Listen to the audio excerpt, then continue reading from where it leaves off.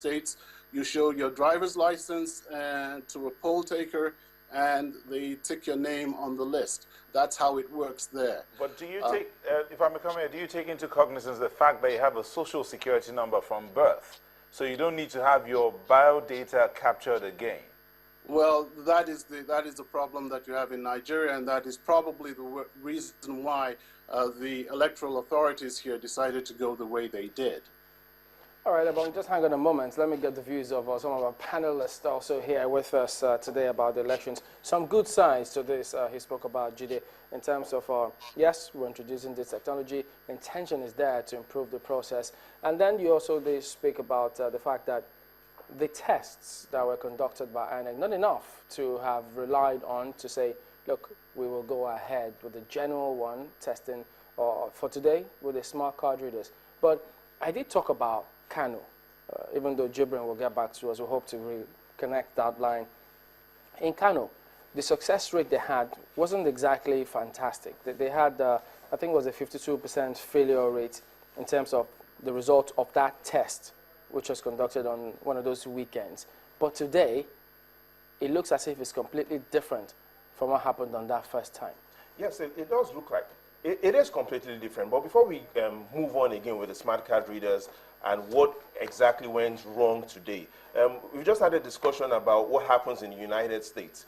Yes, the United States don't currently have electronic voting, like we've been told. But what the United States has is they have better logistics, better supply chain management, better coordination of their electoral system. So let's look at how and what exactly happens in the United States. The United States land area is about approximately 9.8 million square kilometers. That's 11 times the land area of Nigeria. And they run successful elections. A country that has a land mass 11 times the size of the country of Nigeria. But we're ahead of them from what Ebon said. No, but it depends on what measures we want to look at. Since 1984, the total voter population on election day in the United States has been above 100 million. In the last election in the United States in 2012, there were 133 million people that voted on that election day, and the elections went successful.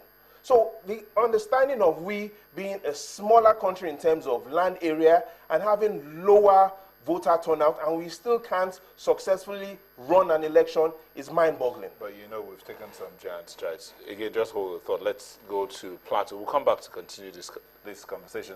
Let's go to Plateau, where Yemi Kosoko is standing by. Yemi, how has it been on your neck of the woods? Well, it's been a very, very eventful day.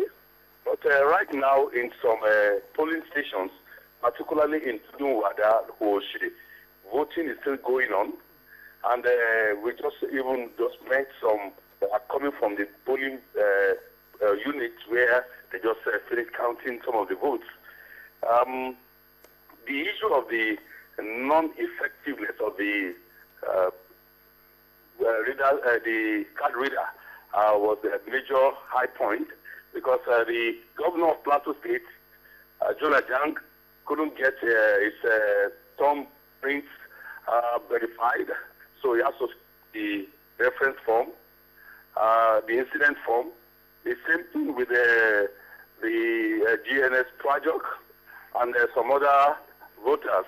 In some areas, they have to resort to the use of the computer printout before the INEC now made an official announcement for the usage of the computer printout.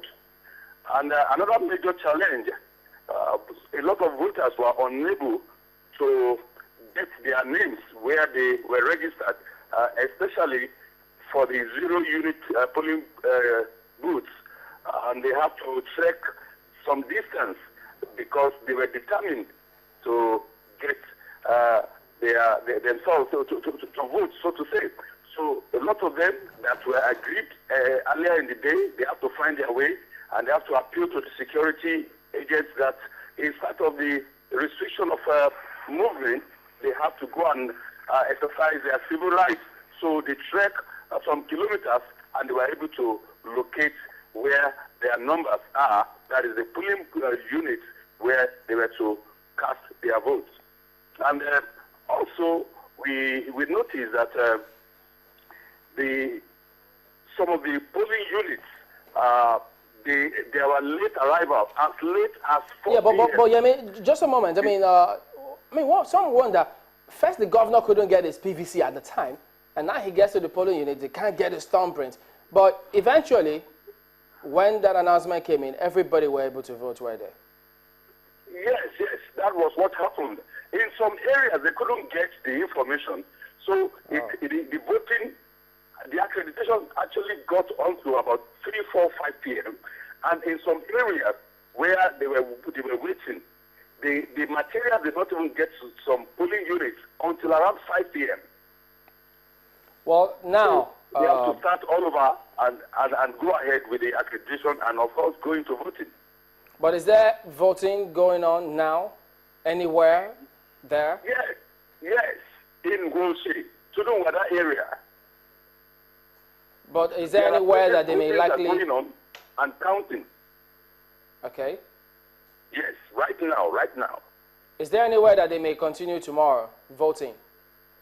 Well, they've had that there is information that voting is extended to tomorrow, but some people that are there are determined that they have to conclude theirs today. but on the whole, how are they... Less than like determination. Have to finish it today. That speaks of the Nigerian spirit to see things go through. But today you were on to the issue of processes and how far we've come. Yes, exactly. Where we are today, especially with what has happened with the smart card readers, because of what I initially mentioned, it's all numerical voodoo. Plateau, for example, it's in the North Central. When the smart card reader test was done, it was done in Niger and Nasarawa states in the North Central. Only 36% of those that were accredited were successful.